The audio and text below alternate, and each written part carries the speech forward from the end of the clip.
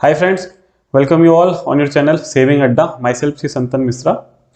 जैसा कि थंबनेल में देख ही चुके हैं, आज का टॉपिक है how to decide where to invest money.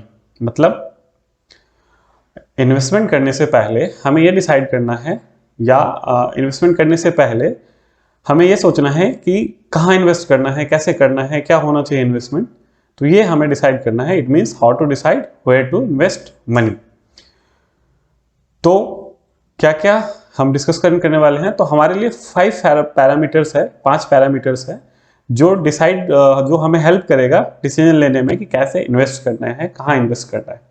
पहला पैरामीटर होगा रिटर्न्स का, दूसरा पैरामीटर्स होगा कॉस्ट का, तीसरा पैरामीटर्स है टाइम का, चौथा पैरामीटर्स है लिक्विडिटी का एंड पांचवा पैरामीटर्स है टैक्स का।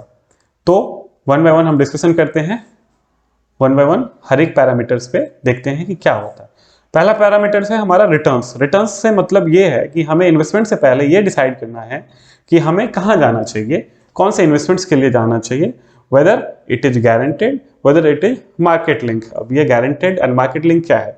गारंटेड मीन्स जहां पे रिटर्न्स की अश्योरिटी है, लाइक बैंक की एफडी, पोस्ट ऑफिस का national saving certificate, post office की एफडी, गवर्नमेंट के बॉन्ड्स, गवर्नमेंट के सिक्योरिटी, कॉर्पोरेट बॉन्ड्स जो कि डेट फंड्स होते हैं। नॉर्मली डेट फंड्स नहीं, म्यूचुअल फंड की बात नहीं कर रहा हूँ, डेट फंड्स की, जो कॉर्पोरेट बॉन्ड वाले डेट्स होते हैं उसकी बात कर रहा हूँ। तो इसमें क्या होता है कि रिटर्न्स फिक्स होता है, टाइम पीरियड फिक्स होता है।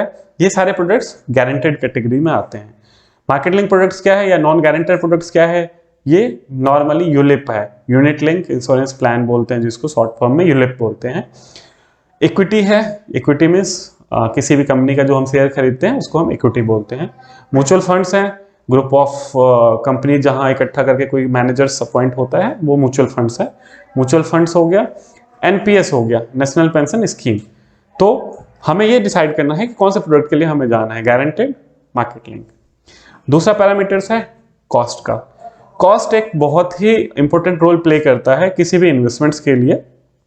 कॉस्ट से मतलब ये है कि कॉस्टिंग हमारे प्रोडक्ट इन्वेस्टमेंट्स को मैनेज करने के लिए क्या आता है।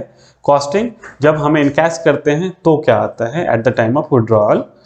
तो ये कॉस्ट का पार्ट है। हमें डिसाइड करना है कि जब हम इन्वेस्टमेंट्स कर रहे हैं तो उसका कॉस्ट क्या आता है, उस प्रोडक्ट का कॉस्ट क्या आता है मैनेज करने के लिए, इनकैश करते टाइम या फिर विड्रॉल के टाइम पे कोई पेनल्टीज वगैरह है या नहीं है। तो ये कॉस्ट का पार्ट है। तीसरा है लिक्विडिटी का। लिक्विडिटी से मतलब ये है कि आप अपने पैसे को कब इनकैश कर सकते हो, या कभी इमरजेंसी पड़ती है तो इनकैश करने में कितना टाइम लगता है। इनकैश करने के लिए, इनकैशमेंट करने के लिए कोई पेनल्टीज तो नहीं देनी पड़ेगी। तो ये हमें देखना है कि हमारा पैसा कितना लिक्विड है, कितना जल्दी हम कर सकते हैं। लिक्विड हम वहाँ इन्वेस्ट करते हैं जहाँ नॉर्मली शॉर्ट टर्म पीरियड के लिए होता है, रेगुलर इनकम की ज़रूरत पड़ती है।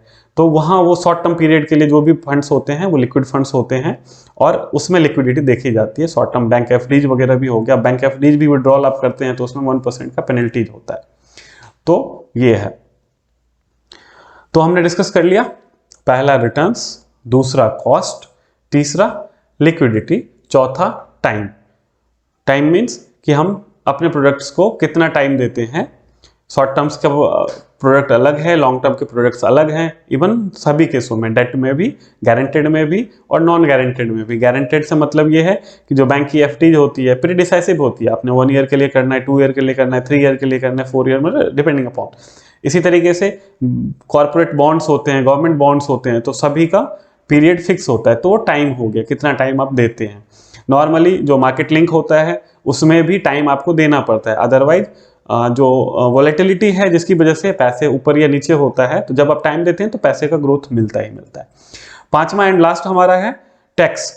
बिफोर इन्वेस्टिंग ये सबसे इंपॉर्टेंट रोल प्ले करता है। अगर हमने इसको कंसीडर नहीं किया तो at the time of maturity might भी हमें जो इफेक्टिव या लिक्विडेटिव रिटर्न्स दिख रहा हो वो उतना ना हो। क्यों? क्योंकि जब टैक्स का पार्ट आएगा तो रिटर्न्स उतना कम हो जाएगा। तो हमें बिफोर इन्वेस्टिंग टैक्स को भी कंसीडर करना है। अगर रिटर्न 7% है, टैक्स स्लैब हमारा 20% है, तो इफेक्टिव रिटर्न्स ऑलरेडी कम है।